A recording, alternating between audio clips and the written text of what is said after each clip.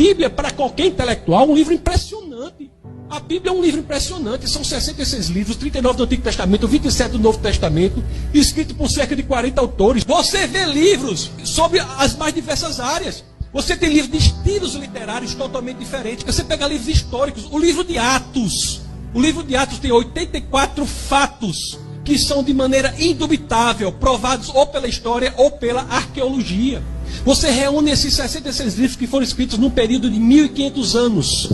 1.500 anos, em lugares totalmente diferentes. Os livros de Moisés escritos em desertos, alguns livros escritos em prisão, alguns livros de Paulo. João escreveu o último dos livros, Apocalipse, na ilha de Patmos. Você olha para tudo isso e você não encontra uma só dificuldade que não tenha uma solução razoável. Não há contradição real na Bíblia. A pessoa vai escrever um livro só. Eu vou escrever um livro mesmo. Eu tenho que revisar 1000 vezes, que eu acho às vezes problema. Eu sozinho pensando dia e noite, a banda fica pensando, ai meu Deus, eu acho contradição. O que eu vou falar de 40 autores escrevendo 66 livros num período de 15 séculos e você analisa, não há uma solução.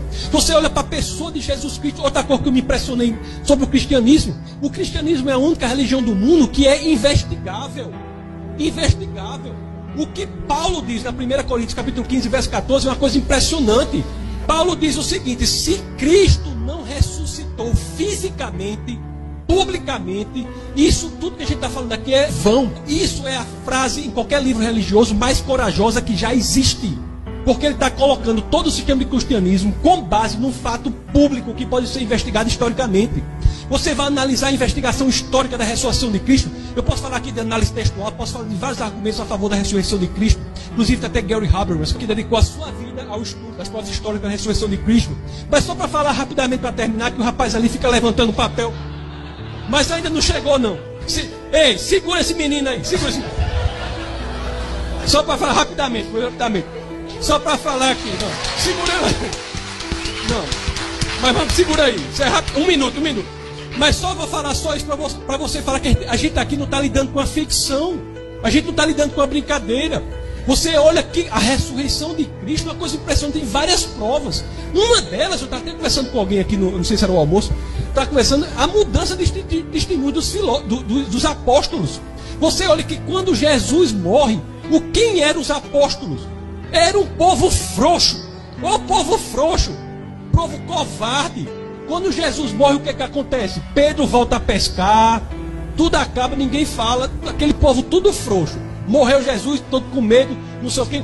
A experiência do Cristo ressuscitado, resurrecto, juntamente com o que acontece em Atos 2, você pega essa experiência, muda radicalmente a vida dessas pessoas. Como é que pessoas tão covardes, tão temerosas, se tornam pessoas tão corajosas, que se deixam torturar, perseguir, torturar e morrer, sem negar o fato histórico da ressurreição de Cristo.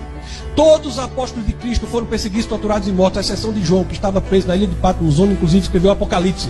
Todos os demais foram perseguidos, torturados e mortos sem negar. Por que teriam feito isso se isso não fosse a verdade?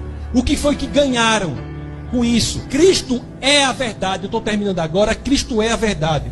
Se você analisar, essa é a verdade. Se você analisar as duas palavras que a filosofia grega mais se debruçavam sobre, e a filosofia grega é algo importante, professor, porque qualquer outra filosofia que é feita da filosofia grega até agora não passa de notas de rodapé a filosofia grega.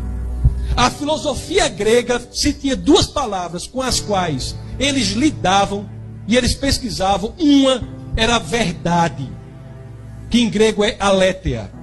A outra era o fundamento, a essência, a razão do mundo, que era logos. Você vai para João 14,6, o que tem lá? Eu sou o caminho, a verdade e a vida. Ou seja, eu sou o Rhodes, aletheia, a verdade, e a vida zoe. Eu sou a verdade. Ou seja, é a única pessoa que apenas não diz que sabe a verdade, mas diz que é a verdade.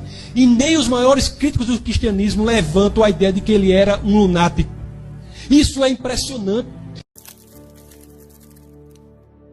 Siga o nosso canal nas redes sociais, o Exército de Maria.